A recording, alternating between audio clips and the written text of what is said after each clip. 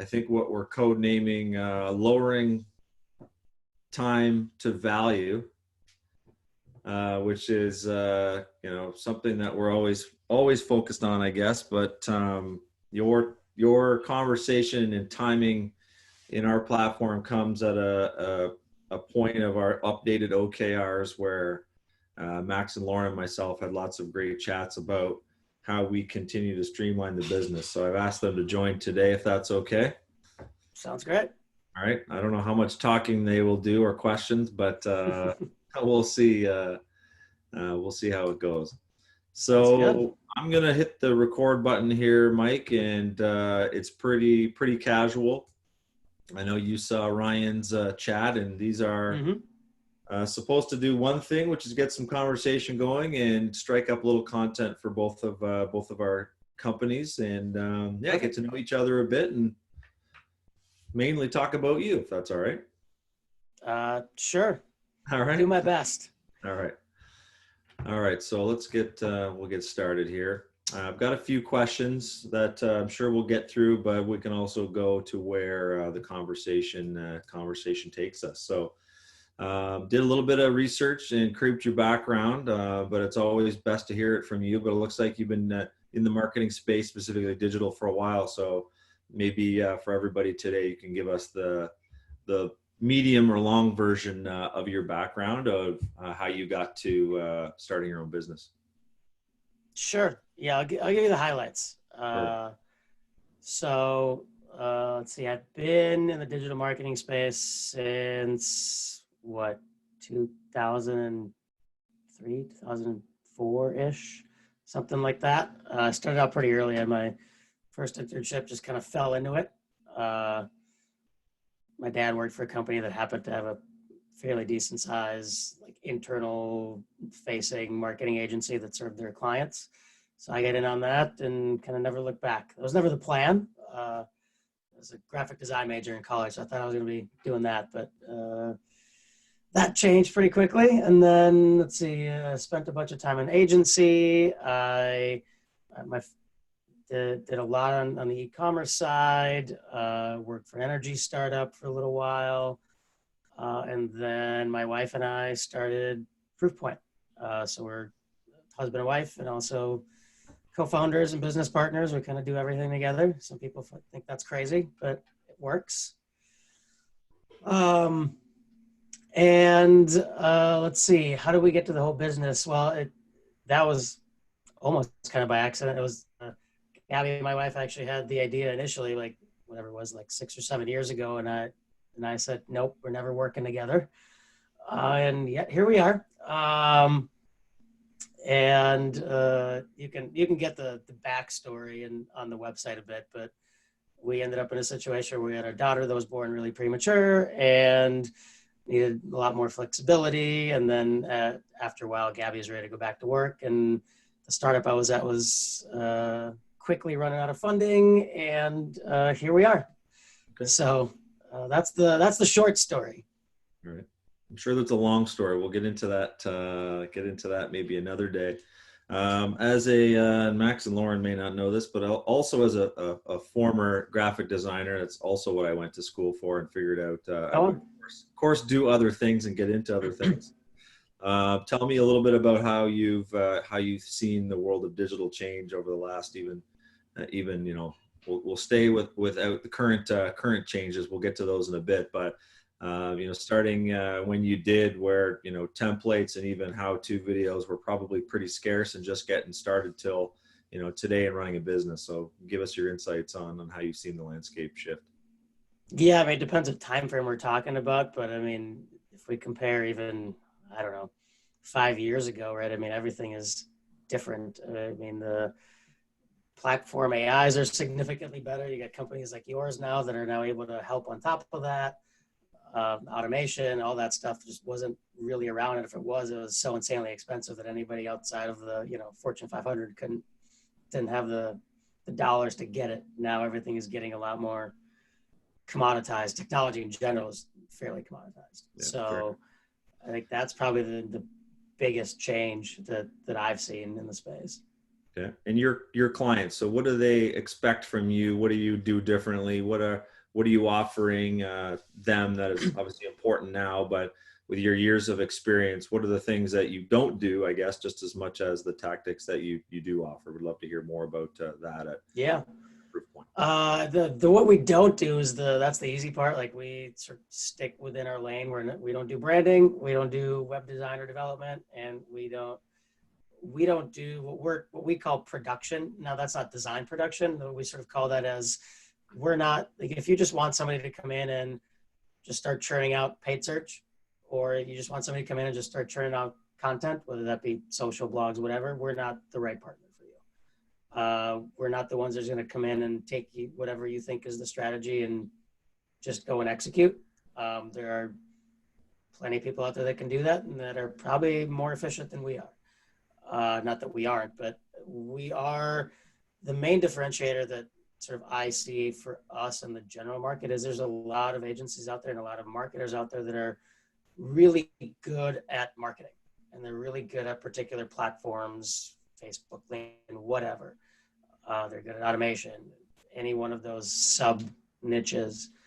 But I think what's generally lacking, especially outside of the executive teams at a lot of these agencies, is just business knowledge, understanding business models, understanding how revenue gets made, even understanding like psychology and those types of things. Because I think those are the main differentiator, especially now as the technology is improving and as AIs are getting better, where a lot of this tactical stuff can be done by quote unquote robots. The differentiator is that business knowledge. It's somebody that's able to take all this data and say, okay, well, here's what it means, and here's how we can creatively attack this. It's like that's our main differentiator. Yeah, great. And when you had mentioned in your background spending a lot of time in e-commerce and in digital itself, is that led to the types of clients that you focus on as well? Is there a specific No. or did you? Yeah, okay. Tell us about that. We actually, so we have a couple of e-commerce clients still. They're what we call they're our legacy clients, and we've kept them around because we really enjoy working with them. But we just launched our rebrand and repositioning, if you will, and we really are focused on the B2B technology and like specialty manufacturing space for a couple of reasons. One is we and specifically me just find it a lot more interesting, and we also look for people that find that those things more interesting. I personally don't get really excited about selling tchotchkes, if you will. Like there's nothing wrong with e-commerce, and like there's consumer electronics, which is a little bit more interesting. I mean, I worked on stuff like Lenovo and Dell and whatever. Like that was fun, but it's still like it's a little different. Like I enjoy the kind of that. I actually enjoy the data that comes and the challenge that comes with the long sales cycles for the B2B companies that are selling $10 million deals and things like that. And again, that's also where that business knowledge I think comes into play that just doesn't often exist for your average e-commerce marketer because they're really just focused on let's drive AOV and let's drive margin and things like that. But that's as far as that goes.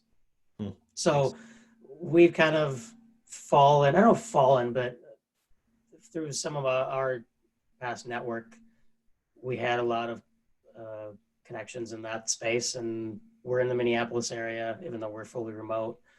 So there's a lot of those types of companies around here, and it just kind of works. Not all of our clients are in Minneapolis, but that's kind of where we've fallen into, and we purposefully try to stay away from e-commerce because we don't like the holiday season where you're kind of balls to the wall from August to December. Without any stops. Absolutely. Yeah. So on your site, I think you have some superpowers from what I remember seeing. All of which you really dug into the site. All right. Well, it always sticks out when someone's first of all is fluent in Russian, loves numbers, and a whole bunch of other things. But I thought about the numbers part, so let's go there. And clearly, we're here to talk a little bit about Morphio. But I think you hold one designation which I think no one else probably knows outside of everybody on the Morphio team. I think you're the first user that has never talked to anybody before you reached out to officially sign up for the platform. We love to be low touch, but we don't necessarily are always no touch. But it kind of speaks to both our focus here with Max and Lauren, and of course continuing to add value in Mm-hmm. onboarding and through UI and some of the focus. But I'd love to know a little bit about leading up to it. Let's talk about your background. You talked about affordable technology. We love to think that we fit into that bucket here at Morphio. But you also mentioned you're remote and looking for scale within other tools, again, that are affordable, but that are smart and intelligent to help drive your Mm-hmm. business forward. So maybe just a little self-serving, but we also love to know how you found Morphio, what you're looking for, maybe what lined up and resonated, and even what didn't, because it's all about what we can work on too. But I'm curious, with your special designation, what you saw, what you got from results, and of course a little bit more. So if you don't mind, that'd be great. Yeah, no, I'm happy to actually. It's a great topic for me right now too. I just wrote a blog post on how SaaS is commoditized and how the communication and the value props need to change and all that. So, and actually, I used some of your things. I blurred you guys out. I didn't know if you wanted to be out there like that, but I Always. used some of your communications as an example. So,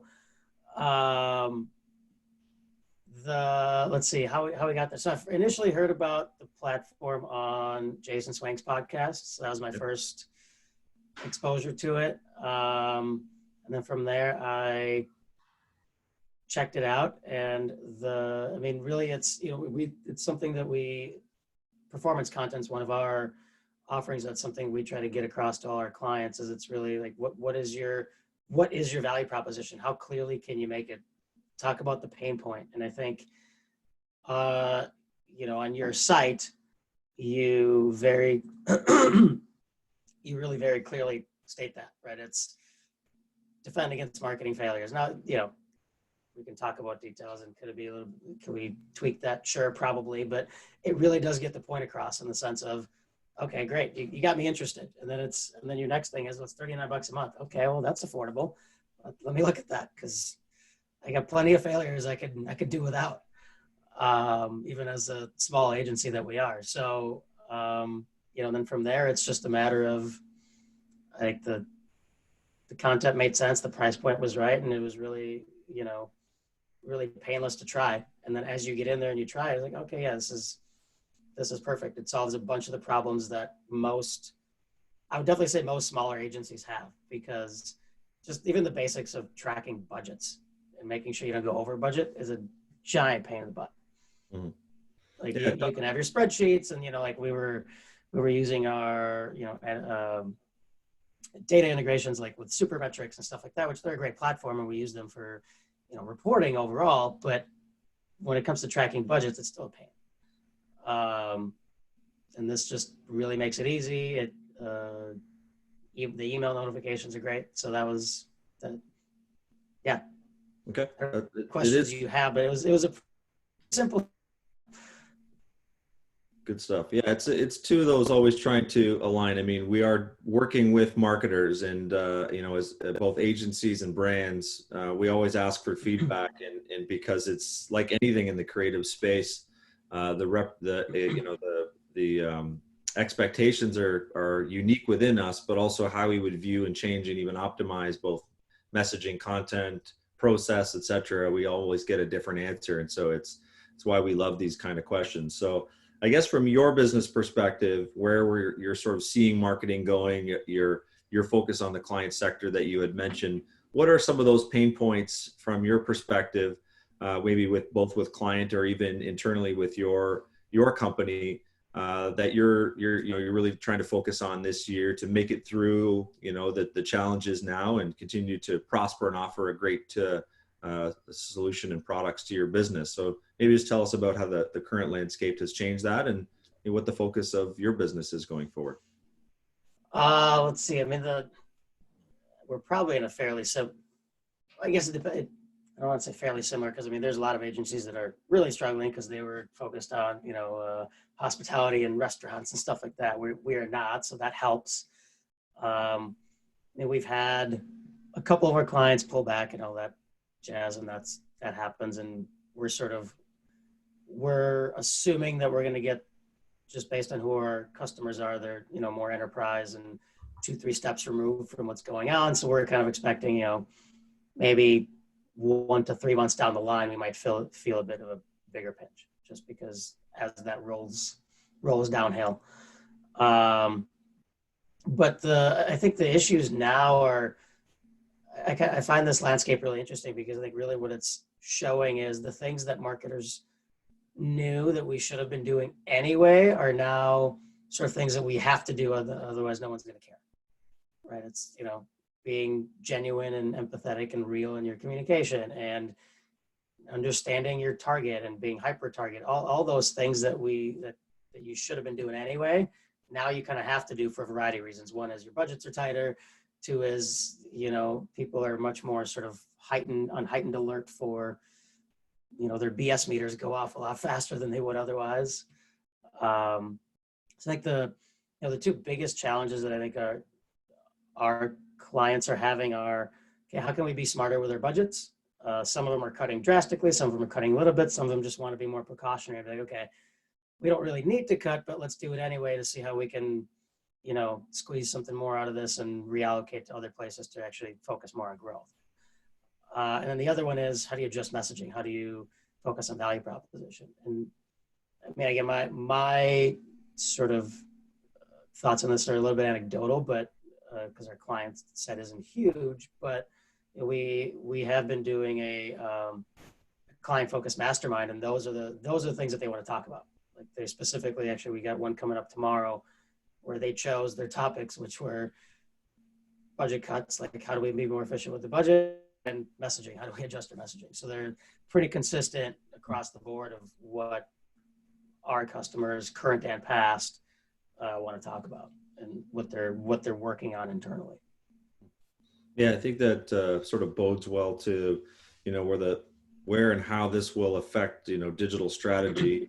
I think you mentioned, a couple clients, scaling back a bit, and some new ones come on. What would your thoughts be on, will this shift the mindset of brands to really focus on their digital strategy, not necessarily just e-commerce, but now is the time that they're probably feeling it. With most of us having a lot of data at our fingertips, we can probably see with more time just how much of an impact a lack of strategy, a lack of tracking, or a lack of reporting actually has. Are you seeing that as well, or what are your thoughts on how this will affect? For sure.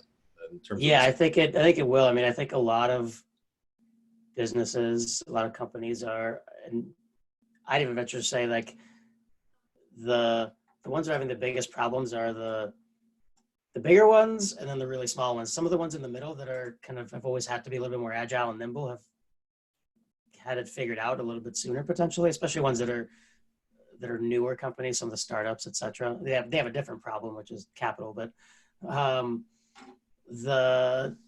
think a lot of companies are having an oh shit moment. They're like, oh crap. Even, there's a lot of companies out there that, on the B2B side especially, their events were a huge deal. Now they don't have them, and it took them weeks, if not months, to even figure out how to put an event together. Some of them still have it, and might not, or at least not in time to really make a big difference. And the other thing, yeah, we have a lot of data, but I think a lot of companies are, before it was, well, especially in good times, nobody cares, right? Like, oh, things are good. We can see we're getting leads, revenue's good, we're profitable, et cetera. But then when shit hits the fan, that's when they go, oh crap, well, how do we tighten this up? And they look at all their data, it's in disparate sources, they can't put it all together, and then they start going, oh, what do we do now?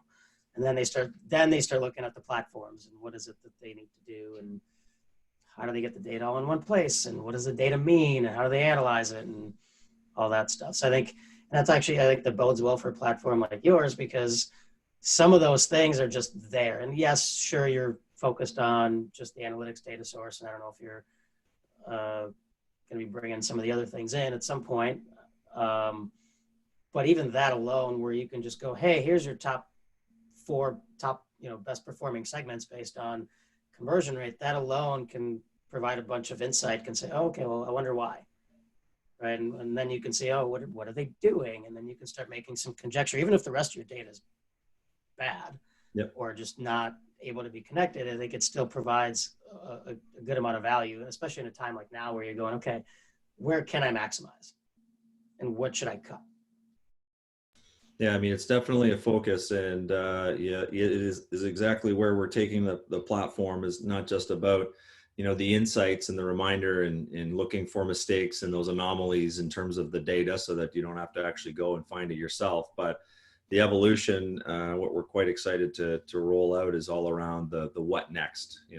Allow me to understand the options on the table. What can I do? What should I do? Or even more in-depth reasons as to the spikes, good or bad, that you're seeing. So thank you for touching on that, because we are pretty pumped at that.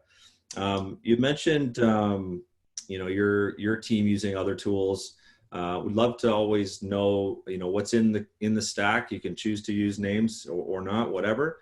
Don't reveal any secret sauce, of course, but what are those tools as a company that is remote and that already has a head start when you began this of working at home or working remotely, assuming that you've had a lot of experience using different tools. What's kind of else is in your stack that helps run the business? And as a lot of other Sure. marketers are listening, they'd probably love to hear any tips or recommendations from someone like yourself, Mike. Yeah, I mean, I don't know that our tool stack is that different than I think most other companies right now. I mean, we use Slack for communication. We have Asana for project management. What else do we have? We're on G Suite, so we use Hangouts for video. I mean, there's backend tools for accounting, whatever. That's not that exciting.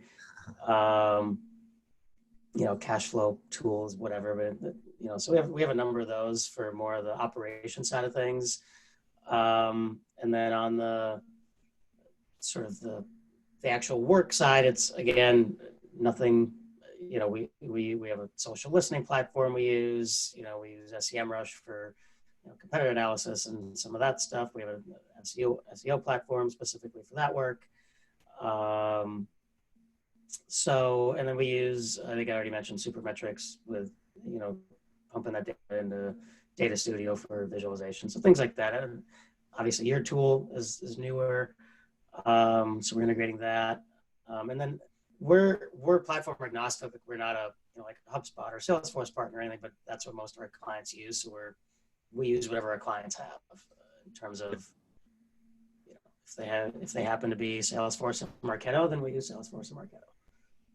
And is LinkedIn a big spot Yes. for your focus with your manufacturing, the B2B side? And tell us maybe a little bit about how you're spending time in there on LinkedIn, both as a business and from a lead gen perspective, because clearly they're continuing to take market share and there's a lot of great conversation on there, a lot of interesting growth hacks and all sorts of stuff. And, maybe take us down that road if you can. Sure. I mean, as far as like what we're doing for ourselves, it's really just, it's all about exposure and the right kind of exposure. Like we don't, especially right now, it's, we're getting more video out there and it's just being consistent, really. I mean, that LinkedIn's algorithm really just seems to value that, right? It's that personal engagement, and it's basic things like, hey, if you don't comment on other people's stuff and you just put yours things out there, you're going to get nothing. Versus if you can, you can very clearly see it. If I go a couple of days without really engaging with somebody else's stuff and I'm pushing out the same amount of content, my engagement goes down. Profile views are down, things like that. Versus if I'm engaging with others, then it's sort of at normal levels or even higher, depending on how much engagement it is. So it's, I think, nothing out of the ordinary in terms of what we're doing for clients. It's testing a variety of ad formats and lead gen ads, etc. For really, it's the big thing I think about LinkedIn is, and a lot of, especially at the executive level, I think people want to see, how many leads is LinkedIn driving? And I think that's the wrong way to look at it, because what we generally see is LinkedIn is number one, it's very expensive. Two, a lot of the time you're often using it as sometimes it's your initial touch point, right? It's a prospect that's doesn't know who you are. So expecting that they're going to go and get a demo is kind of silly, at least and even if they do, the likelihood you're going to convert that person is not very high because they don't know anything about you yet. So, we've done some more rudimentary analysis around, okay, with, throttling campaigns on and off and doing more time series based analysis. And we've seen it, incrementality be as high as 40% for clients, even though directly it doesn't look like it's driving anything, but when you turn those campaigns off, your branded traffic goes down, both paid and organic, your direct traffic decreases. So it's all those types of things.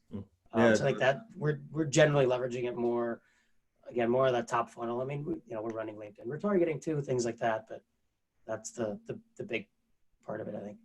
Yeah, it's one of those measures we hear from marketers that have been around a while that really understand the impact of audiences and top line awareness to their branded search. And it's almost a measure, especially from an agency or B2B perspective, of just how successful you are at ensuring you have the right amount of awareness spend, which again is expensive and doesn't have a direct lead output most often. So it's nice to continue to hear that, that more and more. It's really about attribution and time and the balance between, your branded approach and, market share on top line as well as bottom. So, all right. So in terms of, next steps for you, you had mentioned podcasting. I think you're looking for a little bit more engagement. You got the big microphone there, Mike. So is that a focus for you as well, either to maybe start your own someday or to participate? Yeah, I had a quick question if I could jump in there, Vardo. Go for it. You mentioned a little bit ago that you had you encountered some value when you entered the application. Is there anything that kind of resonated with you when you actually just first just checked it out, essentially? I mean, the big one was the budget pacing, because that's just always a problem, and we were just figuring out what our process was going to be specifically for that. And then this came about. I'm like, okay, well, scrap this whole thing because this just does it for you. So save a whole bunch of time. And then the other thing, it just happened to be at the right time. We were just working through a QBR presentation for a client, and one of their main questions was, hey, they're in the healthcare space, so there's minimal tracking they can do from understanding how many patients were brought in or whatever. But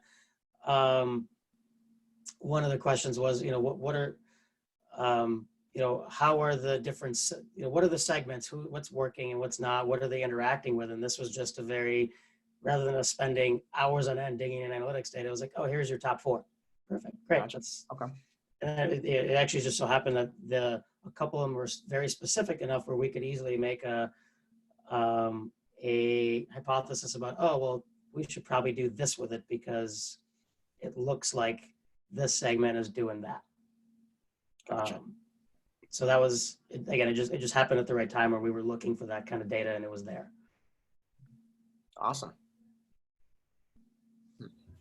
Fantastic. And I think I was delayed there in the other question I was asking, which is totally fine. So what I was going to get into, Mike, was about the podcasting side. I don't know if you heard that or not, so I'll reiterate around the big mic in front of you and maybe the focus. So tell us a little bit about what you're trying to do there, and maybe we can help and or participate in some way. Yeah, so like I said, it's my wife and I, Gabby and I, that run the agency. And for a long time, for a couple of years, we've been talking about getting a podcast off the ground where we would interview other, husband and wife or, significant other founding teams and entrepreneurs, business owners, whatever. Because there's a lot of them out there. And I think now is as good a time as any. So we're going to try to push forward with that sometime, this coming quarter. So that's the plan. Very cool. I know a few. So when you're ready, let me know. And Perfect. that'd be great guests in a whole bunch of different areas that is not even marketing. So. Oh yeah. Yeah. I mean, our plan is to focus on, the things sort of more wide ranging, like how do you parent your kids while you're running a business and, things like that. So it's definitely not just a marketing podcast. That'd be separate from from Proofpoint Marketing, the company. It would just be the two of us. And we haven't, it's a long time ago, we even had a logo and a name picked out and everything. So it's going to be called Mixing Business with Pleasure. Very cool. I like it. That's the plan. We got a hashtag and everything. There you go. Oh, it's always fun marketing for yourself, right? So Yeah. I know it's good, and it's topical now, I think, for a lot of people, that are even forced either into starting a business for a long time or forced into figuring it out. And really, even though they're at home, maybe working in different companies, they're basically working together with the kids anyway. So I think your timing is pretty bang on. So Mike, just wanted to thank you for your time. And it seems like what you're doing at Proofpoint is going to not only be successful, but you're answering a need both in the marketplace and the accountability, which we love to see here at Morphio. So thanks again for your time, and Max and Lauren for sitting in and hearing what we've got going on. And as a customer, we've got a whole bunch of great things planned. An update actually coming out today or tomorrow with a few new features. So we'll push that through on the Slack and community channel. I'll probably touch base over the course of the next few weeks. Just want to make sure you're seeing success. We'd love to do more of a deep dive to know, again, some of the other tools that you're using and get an idea of that workflow. Match that up against our backlog and even talk about some of the things that you would like to see. We love doing those sessions. So I'll throw that out in the next couple of weeks once you've got a little bit more time under your belt, and we'll get this sorted under a little short blog with a video, and share that over the course of the next week or two as well. If that's okay with you. Perfect. That sounds great. Thanks for having me. Appreciate the conversation. Yeah, great background, good experience, love it, and all right, enjoy the rest of the day. You as well. Thanks, guys. Good hearing from you. Das vidanya. Yeah. Bye. Yeah.